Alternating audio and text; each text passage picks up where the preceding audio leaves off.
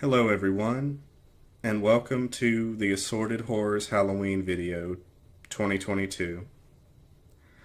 In this video I'm going to be doing something a little bit different, and I'm going to tell 3 stories in one video. All of these stories are true, all of them are disturbing and tragic, and all of them happen to take place on or around Halloween. I hope you find these stories interesting, and I hope you learn something from them. And I ask that you please keep all of the victims involved in your thoughts. With that said, I hope everyone has a happy and safe Halloween. Thank you. Now let's get started. It was 11 p.m. on Halloween night 1957. 35-year-old Peter Fabiano, a well-to-do owner of a beauty salon, heard his doorbell ring, and with annoyance that such a late trick-or-treater had stopped by, came indignantly to the door to answer it. Upon opening the door, he was greeted by a tall figure, certainly not a child, wearing a domino mask, garish face paint, blue jeans, a khaki jacket, and red gloves. Without hesitation, this figure, a strange woman, lifted her arm and fired a gun at Peter that was concealed in a paper bag before quickly fleeing the scene.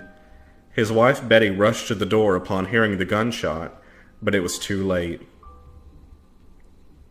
Peter was killed by 43-year-old Goldine Pizer, a medical secretary turned hitwoman. She was convinced to kill Peter by her friend, one Joan Rebel, who worked at Peter's salon and who was secretly in love with Betty. Joan claimed that Betty told her that her husband was abusive, though this has never been verified. She told her friend Goldine all about the Fabianos and described Peter as pure evil. Goldine agreed to kill Peter on Joan's behalf. Joan gave her money for a gun and supplied the getaway car, which she borrowed from another friend. After Goldine did the deed, Joan took her home, leaving her with one last instruction: forget you ever knew me. The women were eventually caught because Goldine didn't know what to do with the gun. She threw it in a storage locker at a Bullock's department store in L.A., and it was found by police.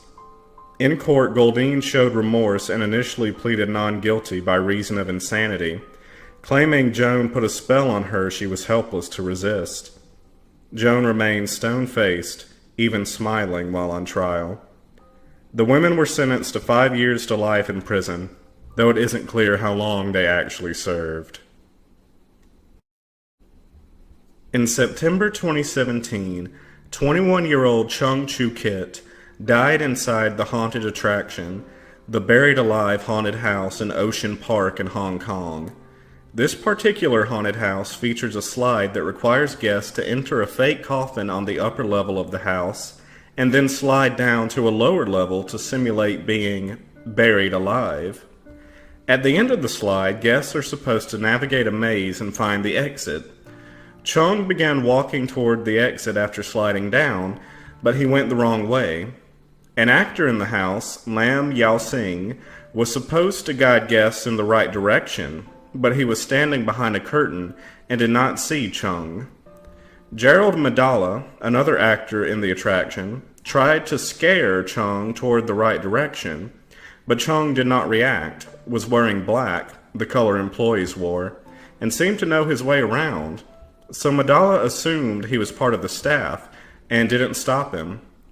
Chung wandered into a restricted area, going underneath one of the slides. Long Pui-Ke was working backstage that day, monitoring the slide in question on a surveillance camera. He said he noticed a shadow in the area right before the accident. He went to look in the corridor briefly but found nothing suspicious and even asked his colleague to double-check the footage, but she saw nothing. Chung was then struck in the back by one of the falling coffins and crushed to death. In court, Chung's death was ultimately ruled accidental, although the attraction was permanently closed following the tragedy. On Halloween night 1974, 29-year-old father of 2 Ronald Clark O'Brien took his 2 children, 8-year-old Timothy and 5-year-old Elizabeth out trick-or-treating. They stopped by a house that was slow to answer the door, and the children became impatient. They hurried on to the next house while Ronald stayed behind, saying he'd catch up to them. Moments later, he approached his children with a handful of pixie sticks, claiming they were from the house that hadn't answered the door. He gave one to Timothy, one to Elizabeth, one to each of his neighbor's 2 kids, and one to a boy he recognized from church. The O'Briens then returned home for the night. At home, Timothy ate the powder from the pixie stick. Almost immediately afterward, he complained of his stomach hurting and went to the bathroom, where he vomited and convulsed. He died on the way to the hospital less than an hour after consuming the candy. The tragedy sent shockwaves through the community of Deer Park, Texas, where the O'Briens resided. Several parents turned in their Halloween candy to the police, fearing it was laced with poison. Timothy's autopsy revealed he'd consumed potassium cyanide, enough to kill 2 adults. Police found that part of the pixie stick Ronald gave his son was filled with cyanide and then stapled back shut. Thankfully, the other children who received Ronald's pixie sticks never ate the candy, and their lives were spared.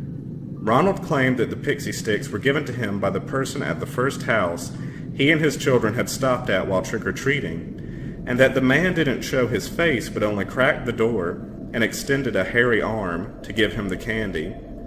The house was owned by a man named Courtney Melvin. Melvin was an air traffic controller at William P. Hobby Airport and did not get home from work until 11 p.m. on Halloween night. Police ruled Melvin out as a suspect when over 200 people confirmed that he had been at work. Ronald's story quickly fell apart. After further investigation, police found that Ronald owed $100,000 in debt, or about $500,000 today, and had a history of being unable to hold a job.